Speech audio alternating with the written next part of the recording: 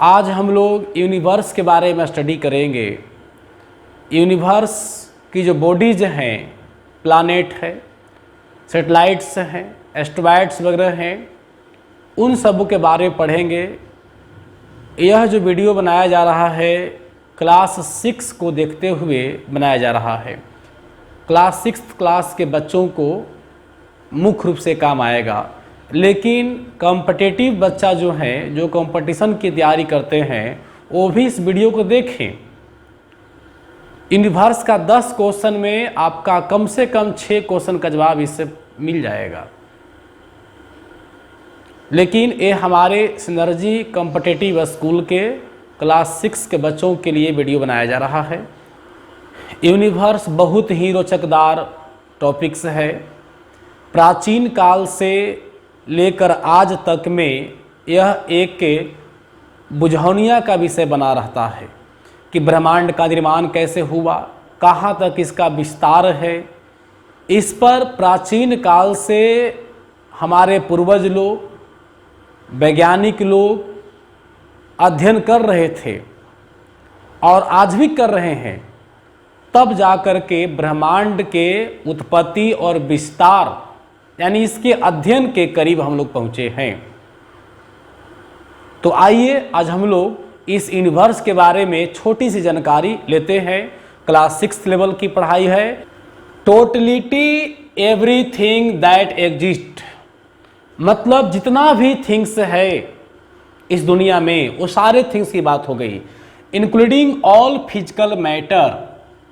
जितना भी physical matter है वो सारे, and energy, star, planets, galaxies, space is called universe. Means energy, substance, जो भी सब्सटेंस है यानी मैटर जो भी है, उसमें स्टार आ जाएंगे, प्लैनेट आ जाएंगे, गैलेक्सीज आ जाएंगे, एंड स्पेस, अंतरिक्ष आ जाएंगे। ये सारे का जो एक समूह है, इनका जो ग्रुप है, इसी को हम लोग यूनिवर्स कहते हैं। तो अगर ब्रह्मांड शब्द का प्रयोग कर दें, यूनिवर्स शब्द का प्रयोग कर दें, तो इस दुनिया में कुछ नहीं बचेगा। सारा ब्रह्मांड के अंतर्गत ही आता है। पृथ्वी ब्रह्मांड में, सूरज ब्रह्मांड में, रात में टिमटिमाती हुई तारा सारे ब्रह्मांड का ही है। तो ब्रह्मांड में जो भी आप थिंग्स देख रहे हैं, जो भी आप एनर्जी महसूस कर रहे हैं, जो भी आप एनर्जी का स्टडी किए हैं, वो सारा ब्रह्मांड का एक पार्ट्स है, एक ब्रह्मांड का एक अंग है। यहां एक शब्द आया है एनर्जी। ब्रह्मांड में एनर्जी को भी जोड़ा गया है, इसलिए कि ब्रह्मांड की उत्पत्ति में, द ओरिजिन ऑफ यूनिवर्स में एनर्जी का बहुत बड़ा योगदान रहा है। आप एक जूल का एनर्जी कंजर्वेशन लॉ आया था, पढ़े होंगे आप, साइंस में पढ़ना था, जूल का एनर्जी कंजर्वेशन लॉ, यानी energy conservation law of joule में यह बात की व्याख्या किया गया है कि ब्रह्मांड की संपूर्ण ऊर्जा कांस्टेंट है, नियत है, नॉट चेंजेबल। यानी ब्रह्मांड में जो एनर्जी है, न तो इसको हम निर्माण कर सकते हैं और न ही इसको विनाश कर सकते हैं। ऊर्जा न खत्म कर सकते हैं और न ही ऊर्जा को हम बना सकते हैं। बस ऊर्जा के रूप में रूपांतरण होता है। नदी की पानी को अगर एक डैम के द्वारा, एक बांध के द्वारा बांध दिया जाए, तो जो पानी में एनर्जी होता है वो जो है पोटेंशियल एनर्जी का एक रूप ले लेता है। उसको हम लोग अटेंडम जब छोड़ते हैं एक प्रेशर से पानी को, तो वह काइनेटिक एनर्जी का रूप ले लेता है। उसमें हम लोग जनरेटर का फैंस लगा दिए, जनरेटर का फैंस घूमेगा, जनरेटर घूमेगा, बिजली पैदा होने लगी, इलेक्ट्रिसिटी पैदा होने लगी, तब वहाँ से जो है वह काइनेटिक एनर्जी इलेक्ट्रिसिटी एनर्जी में चेंज हो गया। इस प्रकार से एनर्जी कभी नष्ट नहीं होता है, बल्कि एनर्जी का हम लोग जो है से सिर्फ फॉर्म को चेंज करते हैं, रूप को चेंज करते हैं। और एक ऐसा ही सिद्धांत मिलता जुलता है जो आप सुने होंगे, दुख संरक्षण सिद्धांत। दुख भी कभी समाप्त नहीं होता है। बचपन में जब बच्चा बड़े लोग को देखता है बाइक पर, तो लगता है कि हमको भी काश बाइक होता, हम भी बाइक से चलते। बेचारा वो बहुत तरह की एक्टिविटी करता है, उनकी गाड़ी पहुँचता है, उनके पीछे पीछे चलता है कि हमको ही बाइक देवे चलाने के लिए, यानी उसको बाइक का दुख है। जब उसके पास बाइक आ गया तब उसके 4 व्हीलर का दुख होगा, फिर घर का दुख होगा, हर तरह का, मतलब हमेशा उसे कुछ न कुछ जो है से दुख बनते जाएगा। कभी इस दुनिया में कोई सुख में नहीं है। हम लोग विषयांतर नहीं हो, आइए सब्जेक्ट पर। तो यूनिवर्स क्या है? तो यूनिवर्स में दुनिया में जितना भी मैटर्स है, एनर्जी है, स्टार्स है, प्लानिट है, ग्रह उपग्रह जो भी हैं, उस सब के समूह को या सम्मिलित रूप से हम लोग क्या कहते हैं? यूनिवर्स कहते हैं। यूनिवर्स का स्टडी करना यानी the study of universe is called cosmology. Cosmology जो शब्द है वो खगोल विज्ञान से बना है, एस्ट्रोनॉमिकल साइंस से बना हुआ है। इसमें हम लोग केवल ब्रह्मांड का स्टडी करते हैं, किसी प्लैनेट के बारे में, किसी स्टार के बारे में, किसी सैटेलाइट के बारे में, किसी गैलेक्सी के बारे में। ये सब जो हम लोग स्टडी करते हैं उसी को हम लोग बोलते हैं कॉस्मोलॉजी। साइंस के विषय में पढ़े होंगे कोशिका का अध्ययन करना, कोशिका विज्ञान मतलब साइटोलॉजी। ठीक उसी प्रकार से ज्योग्राफी में यूनिवर्स का स्टडी करना, देखिए the study of universe is known cosmology, मतलब यूनिवर्स का जो स्टडी करेंगे, यूनिवर्स का जो स्टडी करेंगे इसको हम लोग क्या कहेंगे? कॉस्मोलॉजी कहेंगे। यह जो है प्रश्न जो है बहुत ही इंपॉर्टेंट है। जनरल कंपटीशन के विद्यार्थियों को इस शब्द को याद करना चाहिए, कॉस्मोलॉजी। कॉस्मोलॉजी में किसका अध्ययन करते हैं? यूनिवर्स का। कॉस्मोलॉजी में किसका अध्ययन करते हैं? यूनिवर्स का। चलिए, hydrogen gas is found in large amount in universe. ब्रह्मांड में सबसे ज़्यादा मात्रा में जो पाए जाने वाली गैस है वो है हाइड्रोजन गैस। तो इस ब्रह्मांड में सबसे अधिक मात्रा में कौन सा गैस है? हाइड्रोजन गैस है। कौन सा गैस है? हाइड्रोजन गैस है, ब्रह्मांड में सबसे अधिक है। लेकिन यहाँ थोड़ा सा कन्फ्यूजन नहीं होना चाहिए आप लोगों में। अगर पृथ्वी का वायुमंडल की बात कर दे, the atmosphere of the earth, atmosphere of the earth, तो फिर आप हाइड्रोजन आंसर नहीं दीजिएगा, तब हो जाएगा नाइट्रोजन गैस। यानी पृथ्वी की जो वायुमंडल है उसमें सबसे अधिक मात्रा में पाए जाने वाला गैस कौन है? नाइट्रोजन गैस है। कौन गैस है? नाइट्रोजन। इस नाइट्रोजन गैस के बारे में आप केमिस्ट्री में पढ़े होंगे, जिसका एटॉमिक नंबर कितना है? 7 है, और एटॉमिक वेट कितना है इसका? 14 होता है।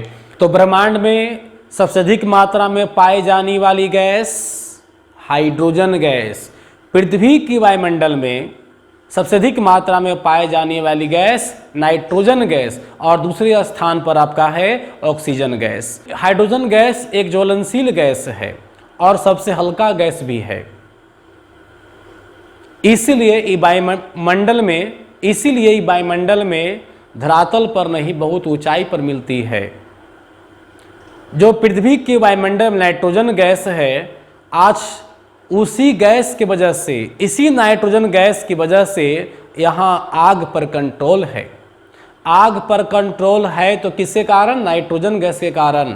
नहीं तो 21% जो ऑक्सीजन है वो पूरे धरती बवाल मचा देता, एक बार काटी मारते आग बुझता ही नहीं। तो पृथ्वी पर नाइट्रोजन गैस का बहुत ही अच्छा महत्व है। और इतना ही नहीं, नाइट्रोजन गैस पेड़ पौधों के लिए भी बहुत अच्छा लाभदायक है। पेड़ पौधा को ज़्यादा इससे लाभ मिलता है। उसने जैसे आप सुने होंगे राइजोबियम नामक बैक्टीरिया, जीवाणु, जो वायुमंडल से नाइट्रोजन गैस ले करके उसको अमोनिया या नाइट्रेट में कन्वर्ट कर देता है, और वह जो है फिर एक प्रोटीन का रूप लेता है, और ख़ास करके दलहन का पेड़ में ऐसा होता है। कौन कौन सा बॉडीज यूनिवर्स में पाए जाते हैं उसको एक नज़र में आप देख लीजिए। Galaxies, the group of star इसको बोलते हैं। गैलेक्सी को द ग्रुप ऑफ स्टार बोलते हैं। मतलब बहुत सारा जब स्टार एक साथ हो जाए, एक साथ अगर दिखाई पड़े तो उसको हम गैलेक्सी कहते हैं। और ये स्टार हो गया जिसको हिंदी में आप तारा कहते हैं, बहुत प्रचलित है। इसी स्टार की वजह से यहाँ भारत में पदाधिकारियों का रैंकिंग होता है। प्लानेट, ग्रह, सेटेलाइट उपग्रह, एस्ट्रॉयड, कॉमेट्स, मेटोर्स और कॉन्स्टलेशन। बेटा ये जो है बहुत ही अच्छा है। जैसे the group of star Galaxy कहलाता है, ठीक उसी प्रकार से the group of star constellation भी कहलाता है। ये भी स्टार का एक ग्रुप है और ये भी एक स्टार का ग्रुप है, लेकिन दोनों में अंतर ये है कि इसका सजने का कोई पैटर्न नहीं है, खरबों में होते हैं और इसमें है 2, 4, 10 तारे होते हैं। जैसे ग्रेट बियर 7 तारों का समूह है, इसको हिंदी में सप्तर्षि बोलते हैं। जब हम छोटा थे तो माँ बताती थी इसके बारे में कि देखो, हमने कभी पूछा कि माँ तुम जानी कैसे कि 2 बज गया या 4 बज गया या भोर होने वाला है, तो बोलती थी कि चरखोटलवा वहाँ आ गया है, चरखोटलवा वहाँ आ गया है, समझ लो इतना बच गया। इसी को चरखोटलवा बोलते थे। एक्चुअली में स्ट्रक्चर देखो इस प्रकार से था, 4 गो यहाँ से ऐसे था और 3 गो और ऐसे बना हुआ था। इस प्रकार से 4, 3, 7 स्टार मिलकर के सप्तर्षि तारामंडल का निर्माण करता है, ग्रेट बियर कॉन्स्टलेशन का निर्माण करता है। तो इसी को लोग चरखटोलवा बोलते थे प्राचीन काल में, या पहले के लोग जानते हैं, बोलते थे कि भगवान जी का एक खटिया है और 3 गो छोर उठा के लेके चल जा रहा है, और इसी से गांव के लोग समय का निर्धारण करते थे। सोचिए कितना पहले इसका महत्व रहा होगा। तो अब हम लोग गैलेक्सी के बारे में करेंगे। गैलेक्सी क्या है, देखिए, a large group of star is called Galaxy. मतलब लार्ज ग्रुप ऑफ स्टार, अगर बहुत ज़्यादा संख्या में स्टार का ग्रुप बनता है तो उसको हम लोग क्या कहते हैं, गैलेक्सी कहते हैं। But group of star with recognisable shapes, अगर ग्रुप जो है उसका एक निश्चित पैटर्न पर दिखाई पड़े, जैसे देखिए इस फिगर में, यहाँ पर देख लीजिए, इस फिगर में एक निश्चित पैटर्न पर दिखाई पड़ रहा है, एक खटिया है और 3 गो और कोई लोग होंगे, तो यह इस प्रकार से अगर स्टार का ग्रुप बनता है तो इसको हम लोग बोलेंगे कंस्टलेशन बोलेंगे। क्या बोलेंगे, कंस्टलेशन, जिसको हिंदी में हम लोग तारामंडल कहते हैं। जैसे कि स्कॉर्पियो है, ग्रेट बियर है, ओरियन वगैरह है। देखिए एक ग्रेट बियर का फिगर बना हुआ है। एक 3 डड़ीवा का भी नाम सुने होंगे, 3 स्टार मिल करके और एक डंटा जैसा, इसमें और सा स्टार होते थे छोटा बड़ा, लेकिन विजेबल 3 ही स्टार था और एक डंटा का रूप लिया, इसलिए नाम पड़ गया 3 डड़ीवा। 3 डड़ीवा मतलब 3 स्टार वाला डंटा जैसा शेप। तो इससे भी कुछ लोग समय का पता लगाते थे। It is a vast system of billion star, मतलब गैलेक्सी जो है, गैलेक्सी में बहुत ज़्यादा की संख्या में स्टार होते हैं, लगभग 100 मिलियन स्टार होते हैं, मतलब 10 का पावर 11 स्टार होता है गैलेक्सी में। 10 का पावर 11 मतलब 100 बिलियन के आसपास एक गैलेक्सी में स्टार होता है। और जानकर आश्चर्य होगा कि हमारे ब्रह्मांड में गैलेक्सी का भी संख्या 10 का पावर 11 है। मतलब एक गैलेक्सी में 10 का पावर 11 स्टार्स होते हैं। एक गैलेक्सी में 10 का पावर 11 स्टार्स होते हैं। और उसी प्रकार से पूरा जो है हमारे ब्रह्मांड में इतना गैलेक्सीज हैं, कितना, 10 का पावर 11 गैलेक्सीज हैं। तो आप एक स्टार की कल्पना कीजिए, तो यहाँ हो जाएगा 10 का पावर 11 गुने 10 का पावर 11, 10 का पावर 22। मतलब हमारे जो यूनिवर्स है, इस यूनिवर्स में लगभग 10 का पावर 22 स्टार हैं, जो कि गिनना संभव नहीं है। और देखो यह जो संख्या है वैज्ञानिक लोग गिनने नहीं गए थे, एक अनुमान बताया गया है। There are about 100 billion galaxies, मतलब 10 का power 11 galaxies in the universe and each galaxy has average 100 billion stars, यानी प्रत्येक गैलेक्सीज में 100 बिलियन स्टार्स हैं। So the total number of star in universe 10 का पावर कितना, 22, मतलब 10 का पावर 22।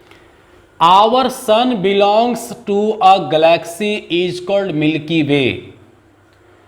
हमारा जो सन है, सन मीन सूरज, वो मिल्की वे गैलेक्सीज में, देखो क्या इसका फंडा से समझिए, देखो हम इसको समझते हैं, जैसे बहुत सारा स्टार इस प्रकार से समूह का निर्माण कर रहा है, बहुत सारा स्टार है ना, इस प्रकार से बहुत सारा स्टार है और ये निर्माण कर रहा है किस चीज़ का, गैलेक्सी का। किसका निर्माण कर रहे हैं, गैलेक्सी का। मान लो कि इतना स्टार मिला करके एक गैलेक्सी का निर्माण कर रहा है, हालांकि 10 का पावर 11 स्टार्स हैं, लेकिन हम उतना बना नहीं पाएंगे ना। तो देखिए इतना सा स्टार्स, बहुत सारा स्टार्स है, उसमें से एक जो है ये हमारा सूरज है। देखो ये वाला बड़ा वाला ये हमारा सूरज है, और सूरज के चारों बगल हम लोग इस प्रकार से प्लानेट, हमारे पृथ्वी बुध वगैरह घूम रहा है।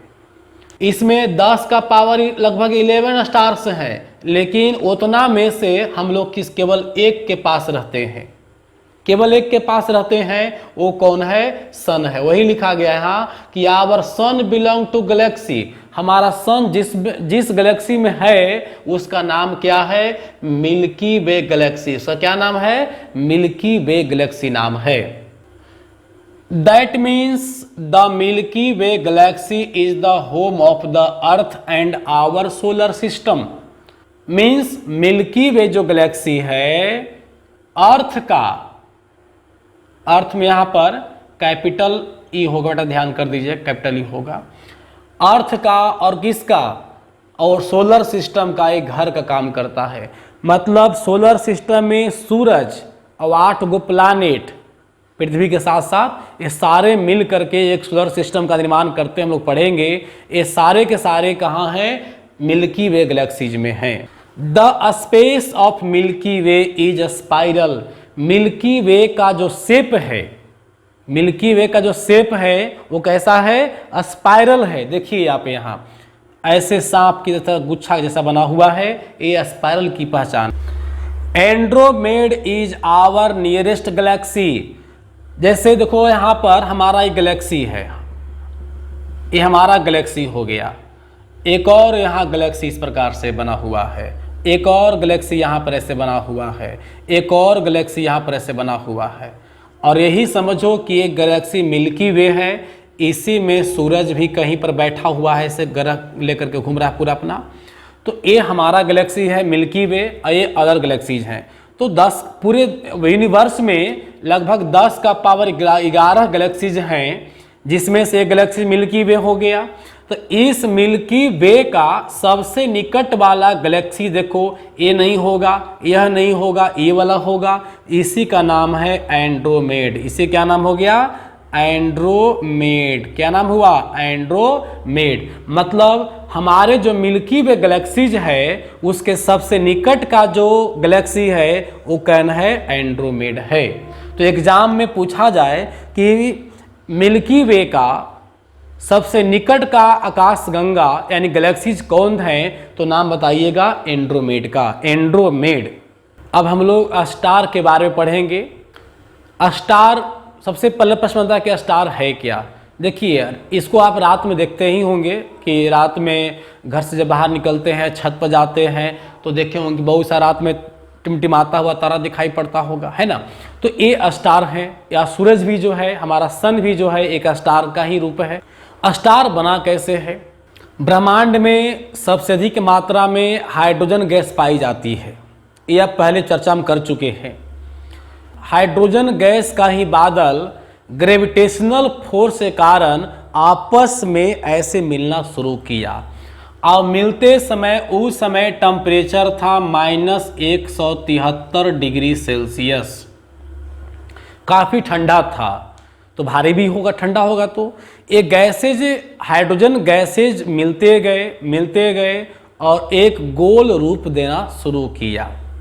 गोल रूप देते गए, इनका मास बढ़ने से ग्रेविटेशनल फोर्स भी बढ़ता गया, जिससे और आकर्षण बढ़ने लगा, और आकर्षण बढ़ने लगा, जिसके कारण दूर दूर से हाइड्रोजन गैस का खिंचाव हुआ, और खिंचाव होने के कारण इसमें टक्कर हुआ, मोलेकुलर टक्कर हुआ, एटॉमिक टक्कर हुआ, जिसके वजह से हीट का निर्माण हुआ। इस प्रकार से हाइड्रोजन गैस की गोलाओं के बीच, हाइड्रोजन गैस के बादलों के बीच टेम्परेचर बढ़ता गया, और एक समय ऐसा आया कि यहाँ 10 का पावर 7 डिग्री सेल्सियस टेम्परेचर हो गया। तो आप केमिस्ट्री में पढ़े होंगे, जब किसी भी ऑब्जेक्ट का तापमान 10 का पावर 7 डिग्री सेल्सियस हो जाता है तो वहां पर नाभिकीय संलयन अभिक्रिया प्रारंभ हो जाता है। नाभिकीय संलयन अभिक्रिया प्रारंभ हो जाता है, मतलब न्यूक्लियर फिजन रिएक्शन चालू हो जाता है, जिसका मतलब होता है कि दो छोटे छोटे नाभिक मिलकर बड़े नाभिक का निर्माण करते हैं। ठीक वही क्रिया स्टार में भी चालू हो गया। जब टेम्परेचर 10 का पावर 7 डिग्री सेल्सियस पहुंचा ना तो स्टार्ट हो गया नाभिकीय संलयन अभिक्रिया। जब नाभिकीय संलयन अभिक्रिया स्टार्ट हुआ तो जानते हैं क्या हुआ? हीट पैदा होने लगा, भारी मात्रा में ऊष्मा पैदा होने लगी और भारी मात्रा में प्रकाश उत्पन्न होने लगा और एक वर्तमान स्टार का रूप ले लिया। तो इस प्रकार से स्टार का निर्माण हुआ था। तो स्टार के निर्माण में सबसे अधिक मात्रा में किस गैस की भूमिका होगी? हाइड्रोजन गैस की होगी, इसलिए कि किसका बादल आपस में टकराए थे? हाइड्रोजन का। किसका बादल का खिंचाव हुआ था? हाइड्रोजन गैस का। इसलिए स्टार में सबसे अधिक मात्रा में कौन सी गैस मिलेगी? तो हाइड्रोजन गैस मिलेगी।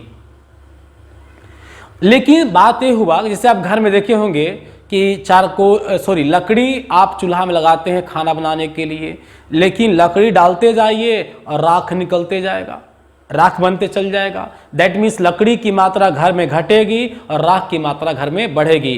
तो जो स्टार्टिंग पीरियड में था स्टार में केवल हाइड्रोजन गैस ही था, लेकिन बाद में क्या हुआ कि हाइड्रोजन गैस मिल करके और क्या बना दिया? हीलियम। क्या बना दिया? हीलियम। मतलब स्टार के अंदर हाइड्रोजन गैस कंबाइन होता है और हो करके हीलियम गैस का निर्माण करता है। इस रिएक्शन को हम लोग बोलते हैं न्यूक्लियर फ्यूजन रिएक्शन, मतलब नाभिकीय संलयन अभिक्रिया। तो किसी भी स्टार से आज हीट उत्पन्न होना या लाइट उत्पन्न होना इतना भारी मात्रा में, उसका मुख्य देन है कौन है? नाभिकीय संलयन। कौन क्रिया हो जाएगा? नाभिकीय संलयन क्रिया होगा। नाभिकीय संलयन क्रिया होगा, मतलब न्यूक्लियर फ्यूजन रिएक्शन होगा। तो क्या हुआ कि हाइड्रोजन गैस धीरे धीरे कमते जाएगा और हीलियम गैस की मात्रा बढ़ती जाएगी। जैसे कि हम सन की अगर बात करें तो सन में हाइड्रोजन गैस की जो मात्रा है वर्तमान में वो है लगभग 70% और हीलियम गैस की मात्रा जो है वो है 29%। तो 70 और 29 मतलब 70 और 29 लगभग कितना हो गया बेटा? ये हो गया 99%। 1% अदर गैस है। तो हमारी सन में, याद कर लीजिए एग्जाम के लिए बहुत इंपॉर्टेंट है, हमारे सन में यानी सूरज में हाइड्रोजन की मात्रा लगभग कितना है? 70% और हीलियम की मात्रा 29%। तो स्टार्टिंग में लेकिन पूरा हाइड्रोजन गैस होगा, लेकिन हाइड्रोजन जलते गया और हीलियम बनते गया। जैसे बताए थे चूल्हा में लकड़ी जलते गया, राख बनते गया, ठीक उसी प्रकार से। तो एक बात मन में आप लोग को प्रश्न उठ रहा होगा, तब आप लोग के मन में एक प्रश्न उठ रहा होगा कि आने वाले समय में हाइड्रोजन समाप्त हो जाएगा और हीलियम ज़्यादा हो जाएगा। हाँ, ये बिल्कुल बात सही है। सूरज में या किसी भी स्टार में आने वाले समय में हाइड्रोजन गैस समाप्त हो जाएगी और हीलियम गैस ही सिर्फ बचेगा। तब जो है फिर हीलियम धीरे धीरे चेंज होगा कार्बन में, हीलियम फिर पुनः चेंज होगा कार्बन में, और इस प्रकार से जब कार्बन बनना शुरू होगा तो कुछ एनर्जी और प्रकाश कम जाएगा। तो इस तरह से जो घटना, अंतिम घटना पहुंचेगा वो हो जाएगा the death of a star, मतलब तारा की मृत्यु। दैट मीन्स स्टार भी एक दिन मरेगा, मतलब हमारा सूरज भी एक दिन मरेगा। लेकिन खैर चिंता मत कीजिए, अभी हम लोग टेंशन में नहीं रहिए, क्योंकि सूरज का भी जो आयु है लगभग 5 अरब वर्ष है। इसलिए आज से टेंशन मत रहो कि सूरज मर जाएगा तो हम लोग क्या होगा, कुछ नहीं, अभी 5 अरब वर्ष है बाकी। A star is a large ball of burning gas, also the emit large amount of light and heat। मतलब स्टार जो है एक जलता हुआ गैस का बहुत बड़ा गोला है है ना, जिसके कारण large amount of light and heat, जिसके कारण क्या मिलता है, भारी मात्रा में लाइट और क्या मिलता है, हीट मिलता है। These are heavenly body that shine of the producing their own light, मतलब यह इनका अपना लाइट है। देखिए चंद्रमा रात में चमकती है लेकिन चंद्रमा का अपना लाइट नहीं है, लेकिन जितना भी स्टार्स हैं सब उनका अपना लाइट है। There are 22 power of 10 star in universe, पूरे यूनिवर्स में 10 का पावर कितना, 22 तारा हैं, जो कि पहले भी हम चर्चा कर चुके हैं। The sun is our nearest star, हमारा सूरज जो है वो सबसे नजदीक का तारा है। सबसे हम लोग के पास से, पृथ्वी के पास से अगर सबसे नजदीक का तारा का नाम जाना जाए तो वो कौन है, सन है। सन सबसे नियरेस्ट है और सेकेंड नियरेस्ट स्टार जो है वो है प्रॉक्सिमा सेंचुरी। कौन है, प्रॉक्सिमा सेंचुरी। सेंचुरी में स्पेलिंग गलती लिखा गया है, टी काट दीजिएगा। तो अब हम सोलर सिस्टम के बारे में चर्चा करेंगे कि सोलर सिस्टम है क्या। सोलर सिस्टम यानी सूर्य का सिद्धांत, सूर्य की प्रणाली, सूर्य की व्यवस्था, इसका मतलब ये निकला। तो देखिए अभी हम लोग पीछे पढ़े कि सूर्य भी एक तारा है। The sun is type of a star, मतलब सन भी एक प्रकार का क्या है, तारा है। और सन 8 प्लानेट के साथ है, अकेला नहीं है। सन के चारों तरफ घूमने वाली 8 ग्रहें, कुछ उपग्रहें और कुछ एस्ट्रॉयड वगैरह भी हैं। तो इनका जो एक परिवार हुआ, सूरज का जो एक परिवार हुआ, 8 ग्रह, कुछ एस्ट्रॉयड, कुछ सैटेलाइट, इनके पूरे परिवार को मिला करके हम लोग कहते हैं सोलर सिस्टम। सोलर सिस्टम में सबसे जो इंपॉर्टेंट प्रश्न बनता है कि सोलर सिस्टम में कितने प्लैनेट्स हैं, तो 8 प्लैनेट्स हैं। 8, the number of planets is 8, मतलब 8 प्लैनेट हैं। उसमें सन का सबसे निकट का जो प्लैनेट है वो मरकरी है, और सबसे फारदेस्ट जो हो गया वो कौन हो गया, नेपच्यून हो गया। तो आइए इसके बारे में जिक्र करते हैं बारी बारी से। It is a group of planet and satellite with sun, मतलब group of planet and satellite, planet and satellite, ग्रह और उपग्रह का जो ग्रुप है सन के साथ, सूरज के साथ साथ, उसी को हम लोग क्या कहते हैं, सोलर सिस्टम कहते हैं। Sun is at the centre of the solar system, solar system में हमारा जो सन है सेंटर में है। आप देखिए फिगर में कि हमारा सन कहाँ है, सन हमारा बिल्कुल सेंटर में है। अब इसके चारों तरफ ये जो पाथ देख रहे हैं, परवलयाकार पाथ जो देख रहे हैं, इस पाथ पर हमारा पृथ्वी चक्कर काट रही है। तो सन कहाँ है, सेंटर में, और प्लैनेट कहाँ है, बाहर में राउंड मार रहे हैं। There are 8 planets with their satellite and other smaller heavenly body such as the asteroid, comets and the meteors. हमारे सौर मंडल में 8 प्लैनेट्स हैं, सबसे मुख्य बात इसी को याद रखिएगा। इसके साथ साथ इनका जो कुछ सैटेलाइट हैं, जैसे अर्थ है, पृथ्वी है, तो इसका अपना सैटेलाइट कौन है, मून है।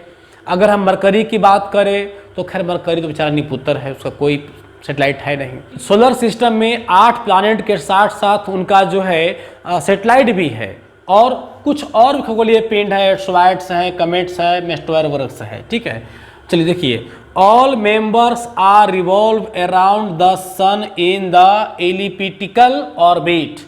जितने भी बॉडीज हैं वो परवलयाकार रास्ते पर, अंडाकार रास्ते पर, ओवल पाथ पर ये राउंड कर रहे हैं, चक्कर लगा रहे हैं। देखिए यहाँ सन सेंटर में हो गया और इसके चारों तरफ जो है प्लैनेट परिक्रमा कर रहे हैं इस प्रकार से। मतलब हमारी पृथ्वी, बुध या जितने भी सैटेलाइट हैं वो अपने जगह पर स्थिर नहीं है, वो सूरज की परिक्रमा कर रहे हैं। जैसे हम लोग बचपन में मम्मी पापा के परिक्रमा करते थे, जब कुछ खाने का मन है तो उनके आसपास जाइए, घूमिए गोले, आइए जाइए गोले घूमिए, पानी नहीं मांगे फ्री पानी दे दीजिए। तो एक मन में ऐसा भाव था कि इनको हम साथ में रहेंगे, प्यार देंगे, इनकी सेवा करेंगे तो कुछ हो सकता है मिले खाने के लिए। लेकिन वहाँ तो प्यार भाव था, लेकिन यहाँ जो सूरज की परिक्रमा हो रही है, all planets revolve around the sun, sun की परिक्रमा जो चारों तरफ हो रही है, इसके पीछे कोई यहाँ प्यार मोहब्बत नहीं है, कोई बाप मतारी का प्यार काम नहीं कर रहा है, बल्कि यहाँ काम कर रहा है gravitational force.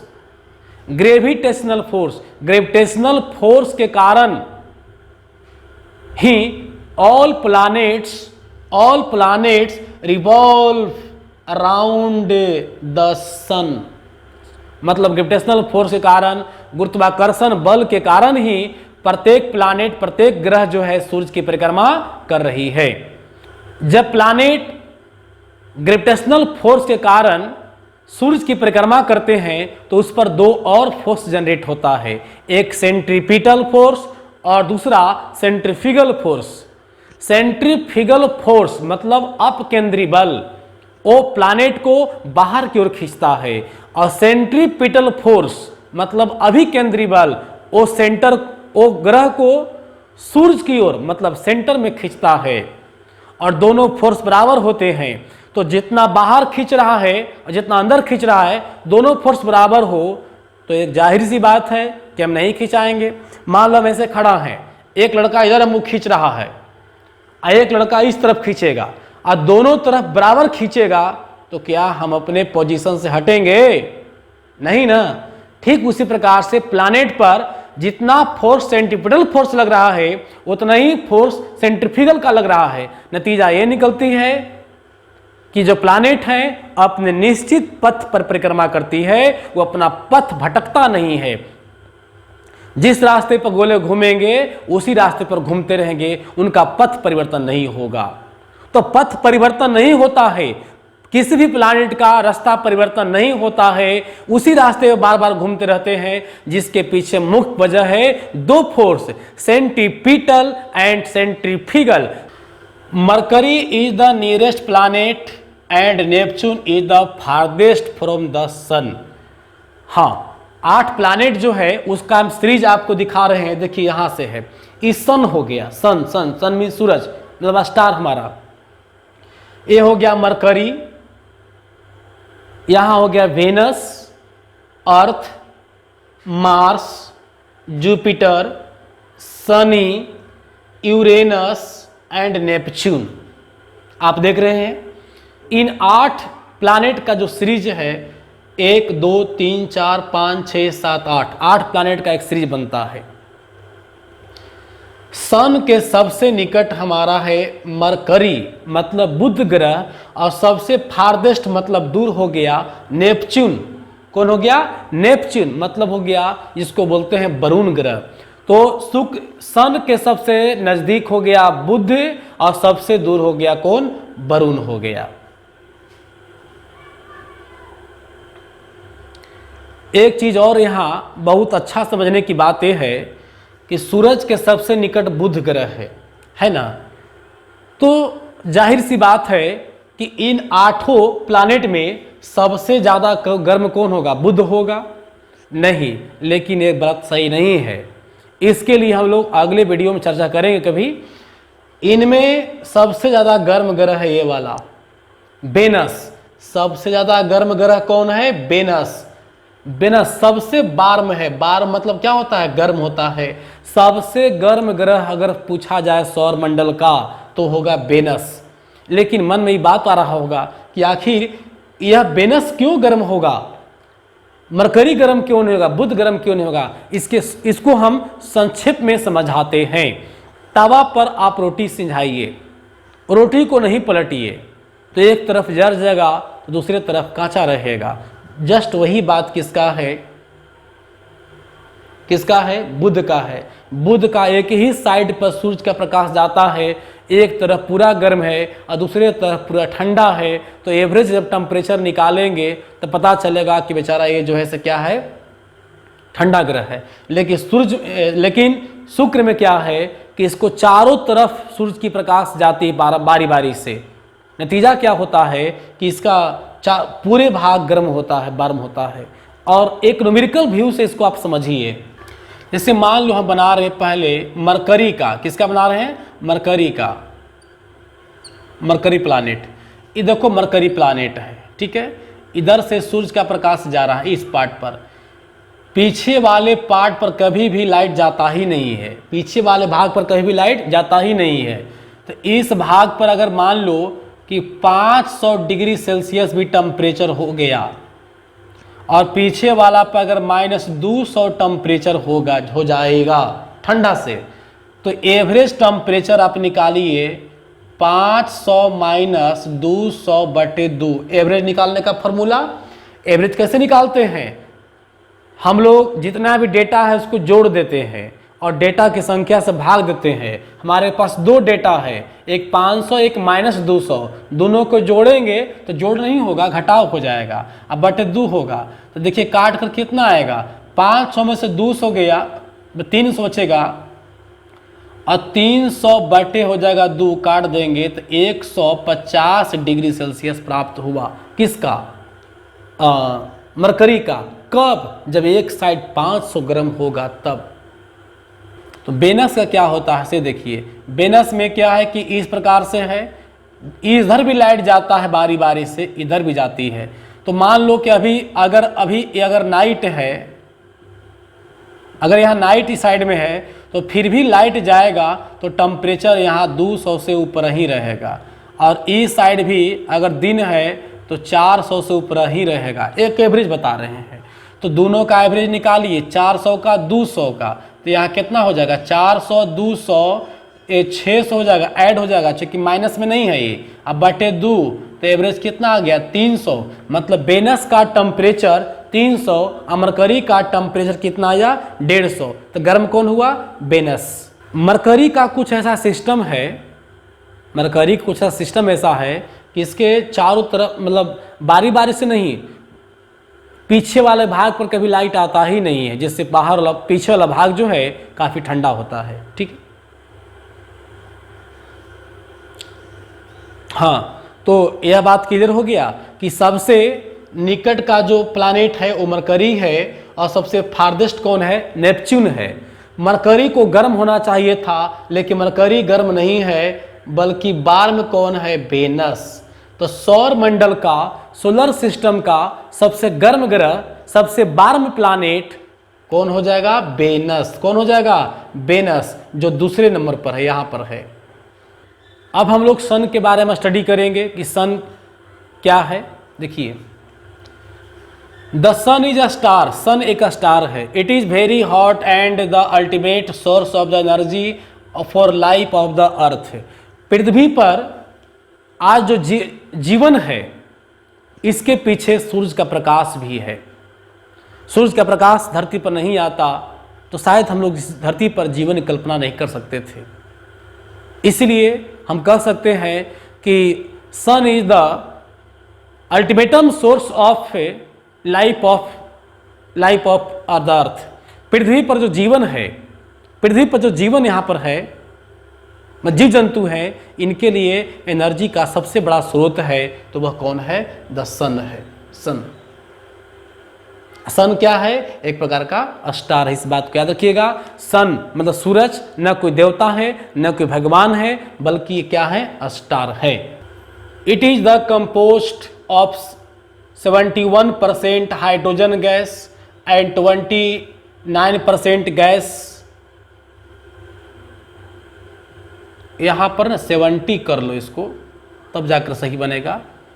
It is composed of 70% hydrogen gas and 29% helium gas और 1% अदर एलिमेंट्स। हमारा सूरज में 70% हाइड्रोजन गैस ही पहले भी चर्चा कर चुके, और 29% क्या है? हीलियम। और देखिए क्या हो रहा है, हाइड्रोजन प्लस हाइड्रोजन मिल करके क्या बन रहा है जी? हीलियम का निर्माण कर रहा है। Hydrogen and helium are the main gases of the sun. आज वर्तमान में यही दो गैस मेन है। Within the sun hydrogen is the converted to the helium due to the nuclear fusion. मतलब न्यूक्लियर फ्यूजन के कारण सन के अंदर, सूरज के अंदर हाइड्रोजन गैस कन्वर्ट हो रहा है, किसमें? हीलियम में। याद रखिएगा, पहले चर्चा कर चुके हैं हम लोग। Releasing large amount of heat and light. और नाभिकीय संलयन मतलब न्यूक्लियर, देखो यहाँ न्यूक्लियर फ्यूजन के कारण हाइड्रोजन गैस कन्वर्ट हो रहा है किसमें, हीलियम में, और भारी मात्रा में क्या मिल रहा है, हीट और लाइट मिल रहा है। इसका चर्चा हम लोग पहले भी कर चुके। It has surface temperature of the 6000 kelvin यानी अप्रॉक्सिमली बोल सकते हैं 6000 डिग्री सेल्सियस। देखिए ये हमारा सन है और ये इसका सेंटर हो गया, ये वाला ये क्या हो गया, सेंटर हो गया, और ये जो है बाहर का लेयर हो गया। बाहर का लेयर का टेम्परेचर 6000 केल्विन या 6000 डिग्री सेल्सियस माना जाता है। यह एग्जाम में बहुत बार पूछा गया, इसको ध्यान में रखिएगा। ऐसा लग रहा होगा कि सर केल्विन और सेल्सियस दोनों सेम नहीं होता है। अरे भाई तो मात्र 273 का अंतर दोनों में है, तो इतनी बड़ी अमाउंट है टेम्परेचर का, इसमें 273 का कोई मायने नहीं रखता है। इसीलिए एग्जाम में केल्विन में हो या सेल्सियस में हो, आप 6000 करीब आंसर मारिए। The sun is at centre on the solar system. हमारा सन जो है सोलर सिस्टम के सेंटर में ही, बात पहले भी कर चुके हैं। Its size the 13 lakh times as that of the earth. हमारे पृथ्वी से 13 लाख गुना बड़ा है सूरज, लेकिन दिखाई पड़ता है एक कटोरा के समान। कभी सोचे, हमारी पृथ्वी से 13 लाख गुना बड़ा सन है, लेकिन दिखाई पड़ता है छोटा सा कटोरा की तरह। इसलिए कि सूरज हमसे बहुत दूर है।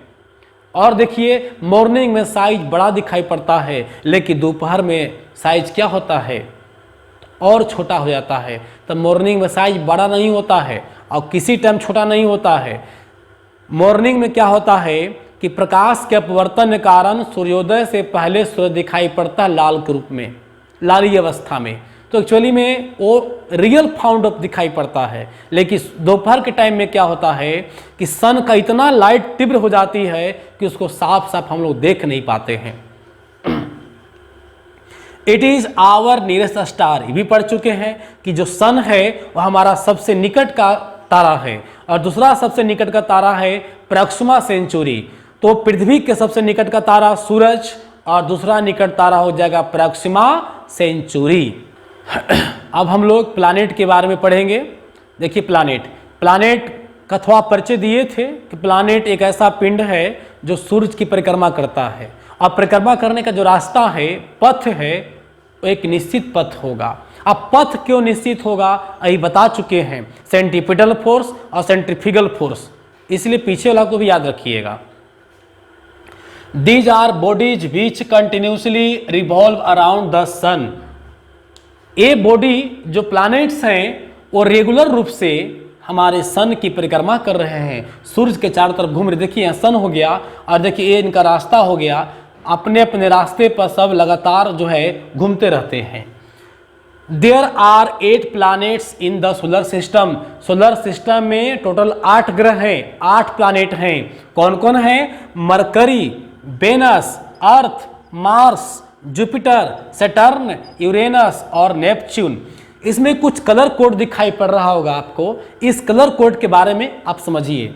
ये जो कलर कोड दिए हैं कोई डिजाइन नहीं है, बल्कि समझिएगा। मरकरी आग के पास है, सन के पास है, इसलिए बेचारा एकदम लाल है, हालांकि गर्म नहीं है। वेनस ब्लैक नहीं है, थोड़ा सा स्मार्ट में था, लेकिन ऐसा दिख रहा है आप लोग को ब्लैक जैसा। सबसे सुंदर सबसे ब्यूटीफुल वेनस है। Earth blue planet, scattering of light, प्रकाश के प्रकीर्णन के कारण पृथ्वी अंतरिक्ष से नीला दिखाई पड़ती है, इसलिए इसको नीला ग्रह कहा जाता है। मार्स रेड, लाल ग्रह। मार्स पर आयरन ऑक्साइड की मात्रा बहुत ज़्यादा है, इसीलिए मार्स का जो धरातल है और वायुमंडल है हल्का लाल प्रतीत होता है, और इसे हमारे वैज्ञानिकों ने उपनाम दिया लाल ग्रह। जुपिटर का जो कलर है वो पीला कलर होता है। सैटर्न को धार्मिक दृष्टि से बना दिए हैं। धार्मिक दृष्टि में भारतीय सभ्यता का हिंदू धर्म में शनि को ब्लैक कलर से माना, जहाँ भी शनि देवता का जो फोटो होगा मंदिर में, कहीं भी मूर्ति होगा, सब ब्लैक होता है, क्योंकि इसका ज्योग्राफिकल कंडीशन नहीं है। यूरेनस मेथेन गैस की प्रधानता के कारण जो है ये हरा दिखाई पड़ता है, इसका नाम पड़ गया ग्रीन प्लैनेट। नेपच्यून यहाँ पर हल्का ज़्यादा ब्लू टाइप का है, हल्का डार्क ब्लू हो गया, यहाँ बर्फ की मात्रा सबसे अधिक है। तो आइए इन ग्रहों को हम कलर कोड में फिर से एक बार समझते हैं। इन दोनों का कोई खास कलर कोड नहीं है। अर्थ देखिए, इसको blue planet, Mars red planet, Jupiter yellow planet, Saturn black planet, Uranus green planet. इसका कोई अपना कलर कोड नहीं है, कलर कोड नहीं है, कलर कोड नहीं है। मतलब कलर कोड ऐसा नहीं, कोड उसका है। एग्जाम में पूछे जाते हैं कि किसको नीला ग्रह कहते हैं, अर्थ को, लाल ग्रह मार्स को, हरा ग्रह यूरेनस को, ब्लैक ग्रह काला ग्रह किसको, सैटर्न को, और पीला किसको कहते हैं, जुपिटर को। बल्कि भारतीय सभ्यता में जुपिटर का पीला रंग का प्रयोग होता है। जो महिलाएं या पुरुष जो भी हैं, अगर बृहस्पति भगवान का पूजा करते हैं बिफे के दिन, बृहस्पति को, थर्सडे को, तो वह पीला वस्त्र धारण करते हैं। Sequence of the planet according to their distance from the sun, मतलब सीक्वेंस को हम एक दिखाए आप लोग को कि सन से कौन कितना कैसे पोजीशन पर है। इस सन हो गया, एक क्रम हो गया। देखिए, 1 नंबर में मरकरी यानी बुध, 2 नंबर में वेनस, 3 नंबर में हमारी अर्थ हम लोग का ग्रह, 4 में मार्स, 5 में जुपिटर, 6 में शनि, 7 में यूरेनस और 8 में हमारा नेपच्यून हो गया। ये हो गया दूरी के आधार पर सीक्वेंस।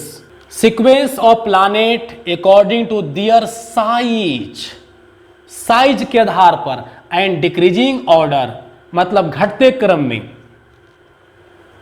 साइज में सबसे बड़ा बात करें तो येलो प्लैनेट जुपिटर, उसके बाद छोटा कौन है, सैटर्न, उससे छोटा यूरेनस, उससे छोटा नेपच्यून, और हमारी पृथ्वी का स्थान केमा है, 5वां।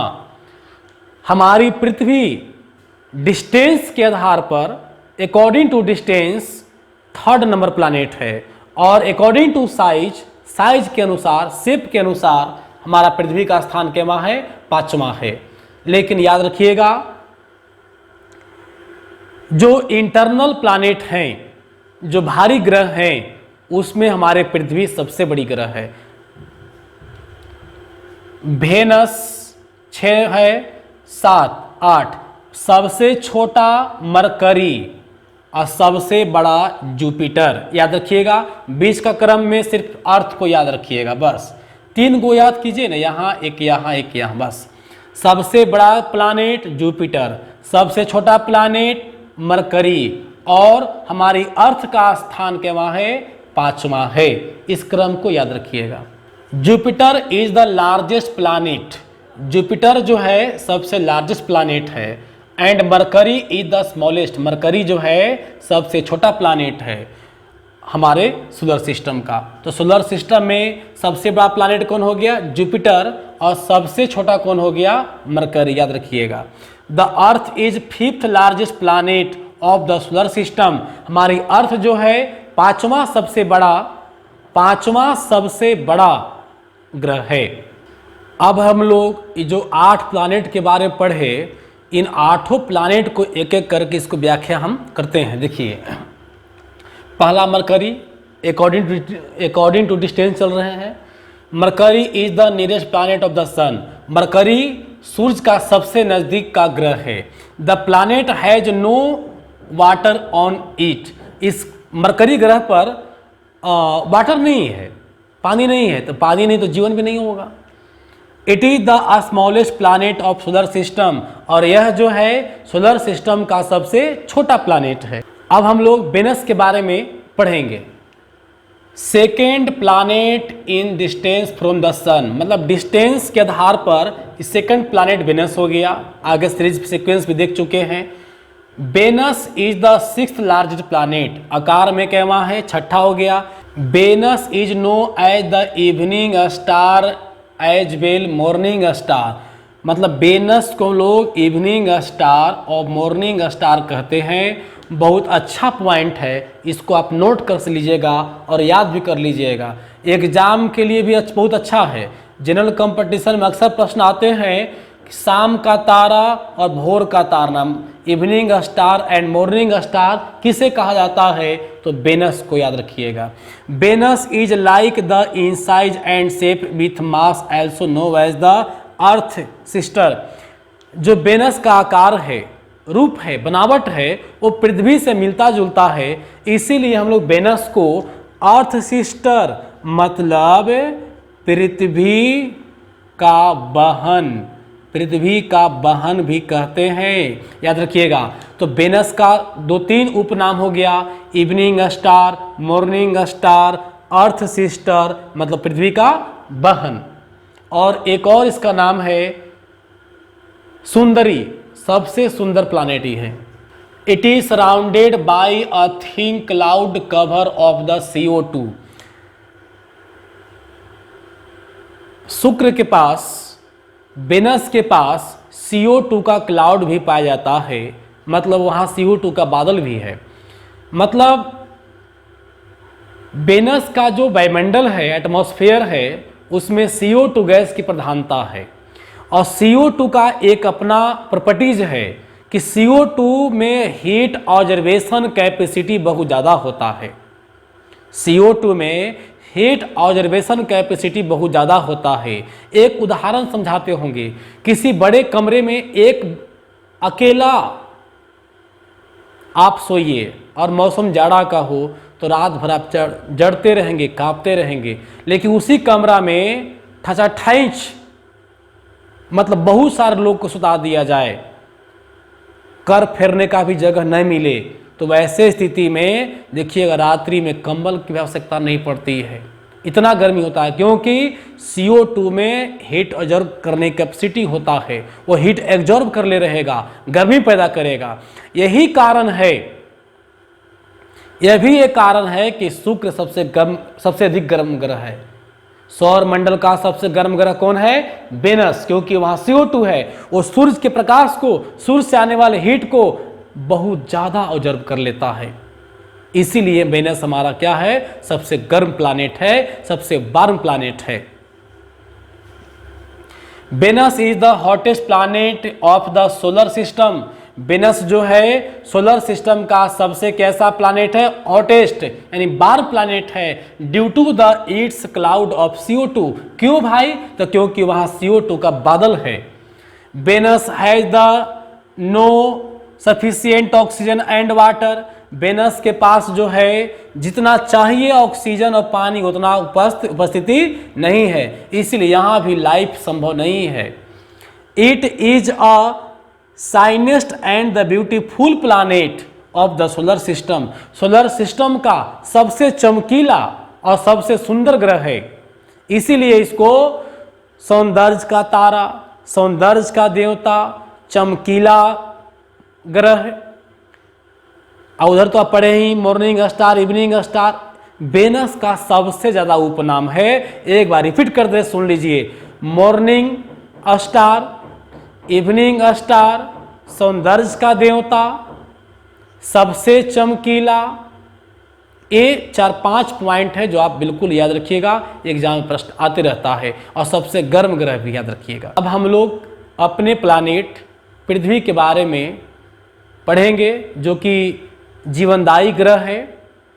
सोलर सिस्टम के 8 प्लैनेट में कहीं भी जीवन संभव नहीं हुआ है, सिर्फ पर संभव है, इसीलिए इसको लिविंग प्लैनेट या हम लोग जीवित ग्रह के नाम से इसको जानते हैं।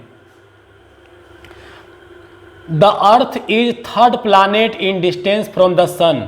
हमारी जो पृथ्वी है सूर्य से दूरी के आधार पर तीसरा ग्रह है और 5th लार्जेस्ट प्लैनेट, 5वां सबसे बड़ा ग्रह हो गया। The earth is the largest planet of the inner planet. Inner planet में सबसे बड़ा प्लैनेट कौन है? इनर प्लैनेट में सबसे बड़ा कौन है? हमारी पृथ्वी है। इनर प्लैनेट में सबसे बड़ा कौन हो गया? पृथ्वी। तो अब प्रश्न मन में आ रहा होगा कि सर इनर प्लैनेट क्या है और आउटर प्लैनेट क्या? देखो, हम यहाँ सन हो गया, मरकरी, वेनस, पृथ्वी, Mars, Jupiter, Saturn, Uranus, Neptune वगैरह आ गया। देखो, आप प्लूटो वाला शामिल कर दिए, ध्यान नहीं रहा, ठीक है। तो देखिए ये 8 ग्रह में, इसको ये कर दो, डिलीट कर दो,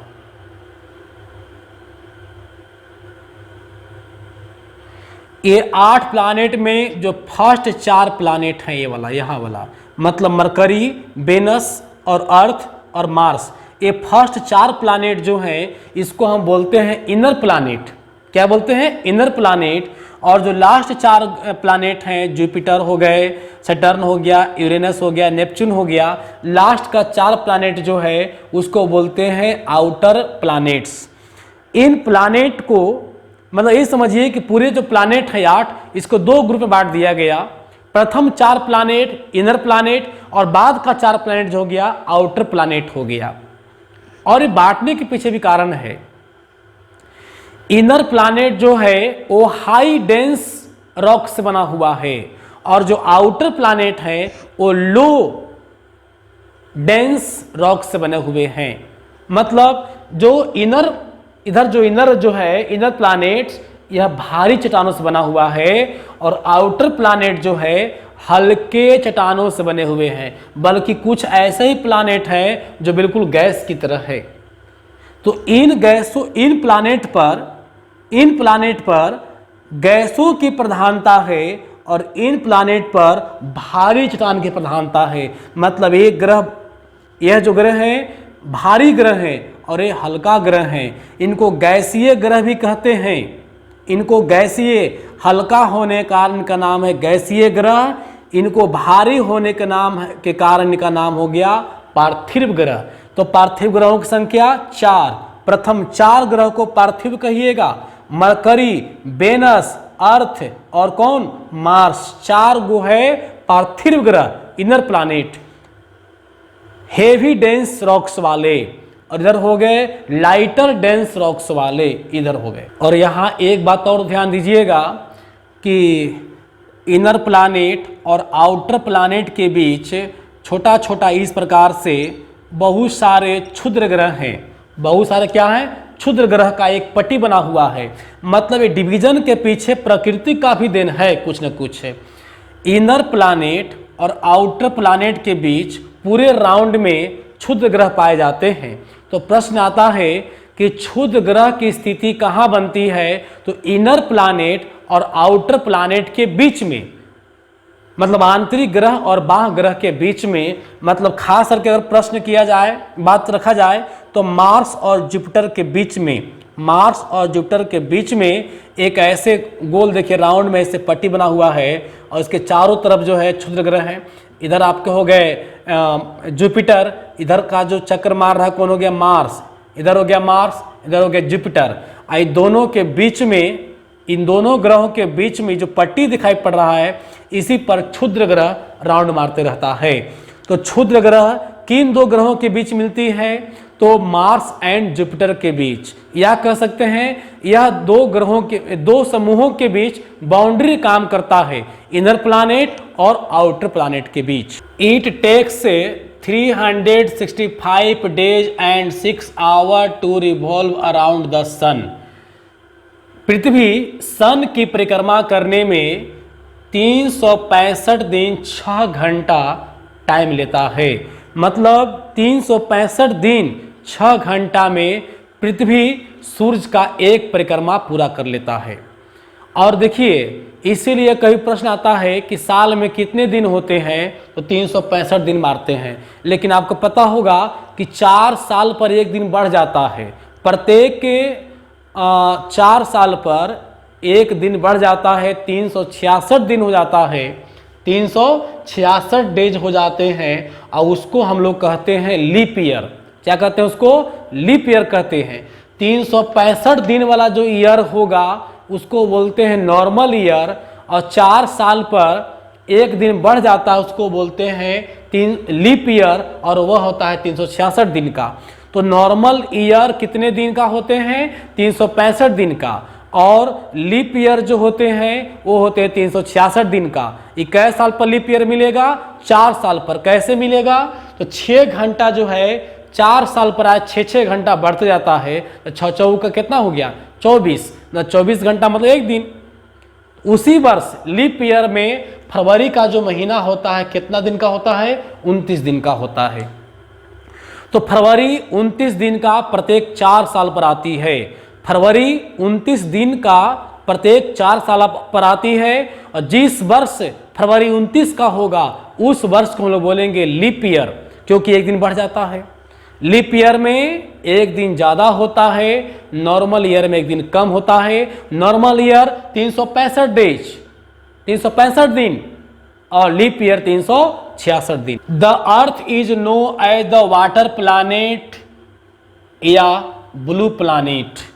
पृथ्वी को वाटर प्लानेट या ब्लू प्लानेट कहा जाता है। वाटर प्लानेट इसलिए कहते हैं क्योंकि यहाँ 3 पार्ट्स केवल वाटर है।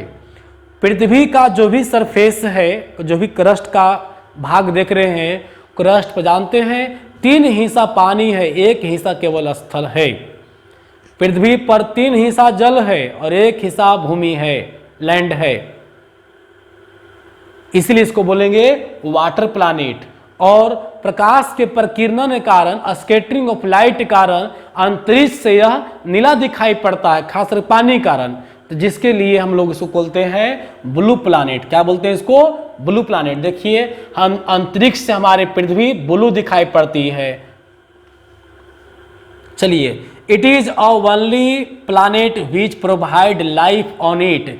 एकमात्र ऐसी ग्रह है जिस पर जीवन प्रोवाइड है, जिस पर लाइफ प्रोवाइड है, जिस पर जीव जंतु मिलते हैं। 8 प्लानेट है सोलर सिस्टम में। 8 प्लानेट में किसी प्लानेट पर जीव जंतु नहीं पाए जाते हैं, सिर्फ पृथ्वी पर पाए जाते हैं। It has large quantity of oxygen which support life. हमारी पृथ्वी का जो एटमॉस्फेयर है बाबू, उसमें नाइट्रोजन गैस की मात्रा है लगभग 78%, ऑक्सीजन गैस की मात्रा है 21%, और CO2 की मात्रा है लगभग 0.03%। सबसे ज़्यादा मात्रा में नाइट्रोजन, दूसरी मात्रा में ऑक्सीजन, तीसरी मात्रा में हो गया कार्बन डाइऑक्साइड गैस हो गया।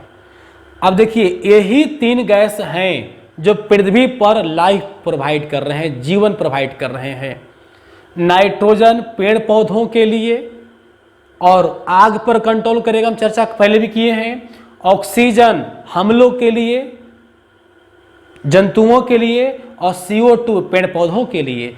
पेड़ पौधा CO2 लेता है और ऑक्सीजन देता है। हम लोग ऑक्सीजन लेते हैं, CO2 देते हैं, मतलब गैस रिलीजिंग में हम और पेड़ एक दूसरे का उल्टा है। हम लोग ऑक्सीजन लेते हैं और CO2 छोड़ते हैं, और पेड़ CO2 को लेता है, ऑक्सीजन छोड़ता है। मतलब हमको जीने के लिए ऑक्सीजन चाहिए, और वह ऑक्सीजन मेंटेन कहाँ से होता है? पेड़ पौधों से होता है। इसीलिए अगर लंबा जीवन जीना है, पृथ्वी को लंबे जीवन तक, पृथ्वी पर लंबे जीवन तक जीवन रखना है, तो पेड़ को, फॉरेस्ट को मेंटेन करना होगा, फॉरेस्ट को मेंटेन करना होगा, ताकि ऑक्सीजन और CO2 का साइक्लिंग लगातार बैलेंस रहे। और नहीं तो CO2 बढ़ते जाएगा, ऑक्सीजन की मात्रा घटते जाएगी, और इस प्रकार से लाइफ के लिए आगे चल करके काफ़ी नुकसान होगा। और ऑक्सीजन की क्या कमी है, क्या उसका इंपॉर्टेंस है, क्या महत्व है, कोरोना काल में सब लोग समझ गए हैं कि ऑक्सीजन का क्या महत्व है। इसीलिए पेड़ पौधा लगाइए, ऑक्सीजन CO2 का जो साइकिल है उसको मेंटेनेंस कीजिए। The earth has only one natural satellite as known moon. पृथ्वी का एकमात्र नेचुरल सैटेलाइट मून है, चंद्रमा है। सैटेलाइट कहते किसको हैं? जो प्लानेट की परिक्रमा करता है उसको सैटेलाइट कहते हैं। जो प्लानेट की परिक्रमा करता है उसको हम लोग क्या कहते हैं? सैटेलाइट कहते हैं। तो हमारा मून देखिए, इस पृथ्वी की परिक्रमा ऐसे करते रहती है, लगातार घूमते रहती है। हमारी पृथ्वी सूर्य की परिक्रमा करती है, और चंद्रमा, मून पृथ्वी की परिक्रमा करती है। अब हम लोग मार्स प्लैनेट के बारे में करेंगे, जिसको मंगल ग्रह कहते हैं। मंगल ग्रह जो है 4थे नंबर का ग्रह है डिस्टेंस पर, पृथ्वी के बाद का है। हमारी पृथ्वी जो है शुक्र और मंगल के बीच में है, वेनस और मार्स के बीच में है। लेकिन यह जानना होगा कि दोनों में निकट कौन है। तो पृथ्वी का निकट है वेनस, और पृथ्वी का दूर में है मार्स। पृथ्वी से वेनस की दूरी लगभग 43 गुने 10 का पावर 6 किलोमीटर है, जबकि पृथ्वी से मार्स की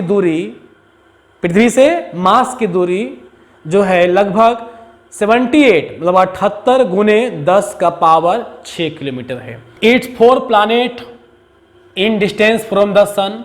सूर्य से दूरी में चौथा ग्रह है। Mars is the 7th largest planet, यह 7वां बड़ा ग्रह हो गया सोलर सिस्टम का। पहले भी किए थे हम लोग। सबसे बड़ा जुपिटर, सबसे छोटा मरकरी, लेकिन मार्स केवें नंबर पर है? 7 नंबर पर है।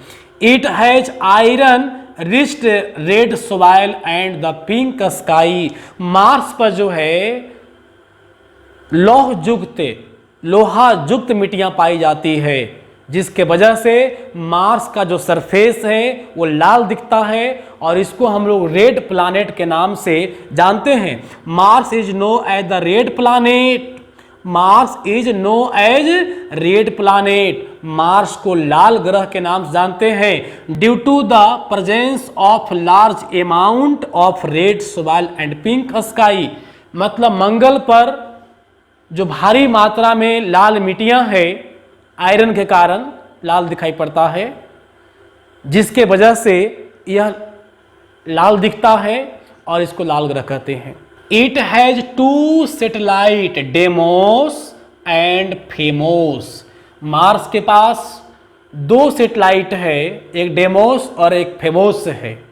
जानकर आश्चर्य होगा कि जो डेमोस है इस सौर मंडल का सबसे छोटा सैटेलाइट है।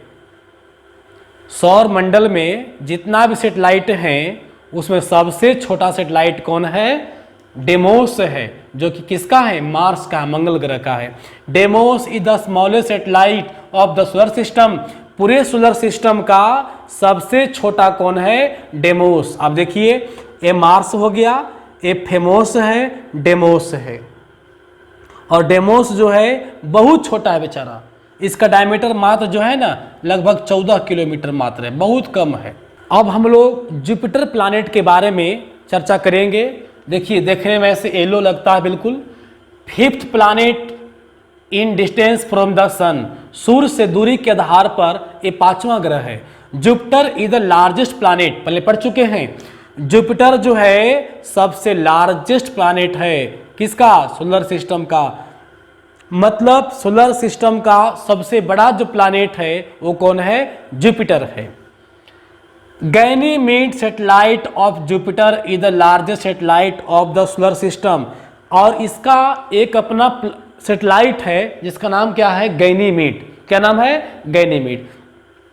देखिए, जितना भी सोलर सिस्टम में प्लैनेट हैं उसमें सबसे ज्यादा सैटेलाइट जो है किसका है? जुपिटर का ही है। इनका सैटेलाइट की संख्या 60+ है, 60+ सैटेलाइट इनके पास है। इसमें से सबसे बड़ा कौन है? गैनीमेड है। गैनीमेड जो है पूरे सौर मंडल का, पूरे सोलर सिस्टम का बड़ा है। चाहे बात करें चंद्रमा का, बात करें फेमोस, डिमोस, जितना भी सैटेलाइट है उसमें सबसे बड़ा कौन है? गैनीमेड है। प्रश्न ऐसे पूछा जाता है कि सौर मंडल का सबसे बड़ा उपग्रह गैनीमेड और सबसे छोटा उपग्रह डिमोस, जो ही पीछे पढ़े हैं। It is known as yellow planet. इसे हम लोग पीला ग्रह के नाम से जानते हैं। Jupiter is known as the master of god due to the largest planet. यानी जुपिटर को हम लोग मास्टर ऑफ गॉड्स भी कहते हैं, भगवान का मास्टर। क्यों? क्योंकि यह साइज में बहुत बड़ा है। जो साइज में बड़ा होता है वो जाहिर सी बात है कंट्रोलर होगा। कंट्रोलर समझा गया इसको, इसीलिए इसको नाम पड़ गया मास्टर ऑफ गॉड्स। अब हम लोग सैटर्न के बारे में करेंगे। सैटर्न का एक अद्भुत बनावट है। सैटर्न जो प्लैनेट है उसके चारों तरफ एक गैस का रिंग होता है। देखिए फिगर में एक गैस का रिंग होता है और जानकर आश्चर्य होगा कि ये भी रिंग एक निश्चित डायरेक्शन में गोले घूमते रहता है। कभी भी सैटर्न के आसपास टकराता नहीं है। सैटर्न भी घूमते रहता है और यह गैस का रिंग भी घूमते रहता है, लेकिन कभी भी आपस में टकराता नहीं है और न कभी ये खत्म होता है। It is a sixth planet in distance from the sun. सूर्य के दूरी के आधार पर देखा जाए तो छठा प्लैनेट होगा बेटा। Saturn is second largest planet. सबसे बड़ा कौन था? जुपिटर। और दूसरा बड़ा कौन हो गया? सैटर्न मतलब Shani. Titan is the largest satellite of heat. Shani का सबसे बड़ा जो उपग्रह है वो टाइटन है। हाँ, लेकिन याद रहे याद रहे जुपिटर का जो गैनीमीड था वो जुपिटर में ही बड़ा नहीं बल्कि पूरे सौर मंडल का बड़ा था। सैटर्न का जो टाइटन है, टाइटन सैटेलाइट, ये सैटर्न के सैटेलाइटों में बड़ा है। पूरे सौर मंडल में, पूरे सोलर सिस्टम में ये बड़ा नहीं है। सिर्फ अपना पुत्र में, अपना बाल बच्चा में ही बड़ा है। लेकिन जो जुपिटर का गैनीमीड था वो पूरे परिवार में बड़ा था, पूरे सोलर सिस्टम में बड़ा है। Saturn is the surrounded by the ring of gas. Saturn के चारों तरफ क्या है कि गैस का रिंग घूमते रहता है। अब हम लोग यूरेनस के बारे में पढ़ेंगे जो कि सेकेंड लास्ट हुआ, 7 नंबर पर होगा। It is a seventh planet in distance from the sun. सूर्य से दूरी के आधार पर देखा जाए तो कैवा प्लैनेट है? 7वां प्लैनेट हो गया। Uranus is the third largest planet. पहला जुपिटर, दूसरा सैटर्न और तीसरा यूरेनस, और थर्ड सबसे लार्जेस्ट है। It is 4 times the size of earth. पृथ्वी से 4 गुनी बड़ा है। Uranus is known as the green planet. हल्का ग्रीन दिखता है, मतलब यूरेनस को हम लोग ग्रीन प्लैनेट के नाम से जानते हैं due to presence of the large amount of the methane gas. Uranus के पास मेथेन गैस की प्रधानता है, मेथेन गैस की बहुलता है। मेथेन गैस जलने वाला जो कादो पाकी गोबर में मिलता है। तो ये बताइए कि यूरेनस का जो रंग हरा है या उसको ग्रीन प्लैनेट कहते हैं, उसके पीछे कारण क्या होगा? Methane gas. मतलब यूरेनस पर मीथेन गैस की प्रधानता के कारण यूरेनस का रंग जो है ग्रीन दिखाई पड़ता है और इसे हम लोग ग्रीन प्लैनेट के नाम से जानते हैं। अब हम लोग सोलर सिस्टम का 8th मीन्स अंतिम प्लैनेट के बारे में पढ़ेंगे। It is the last planet in the distance from the sun. सूर्य के दूरी के आधार पर जो है यह सबसे अंतिम ग्रह है। And Neptune is the 4th largest planet, और यह साइज में 4थे स्थान पर हो गया। प्रथम स्थान पर रिपीट कर दे, चलो फिर से रिपीट कर रहे हैं। फर्स्ट जुपिटर, सेकंड में सैटर्न, थर्ड में यूरेनस और 4th में कौन हो गया? नेपच्यून हो गया। और 5 में हमारा कौन हो गया? पृथ्वी। पृथ्वी को नहीं भूलिएगा, 5 में कौन है? पृथ्वी। It is a cold planet. यह बहुत ठंडा प्लैनेट है। क्यों? क्योंकि यह सूर्य से बहुत दूरी पर है। नेपच्यून तक सूर्य का प्रकाश जो है पूरा नहीं पहुंच पाता है, जिसके वजह से यहाँ इसका टेम्परेचर काफी कम है, बिल्कुल माइनस में है। अतः यहाँ पर जीवन भी संभव नहीं है और काफी ठंडा ग्रह है। सबसे ठंडा ग्रह कौन होगा? तो नेपच्यून होगा।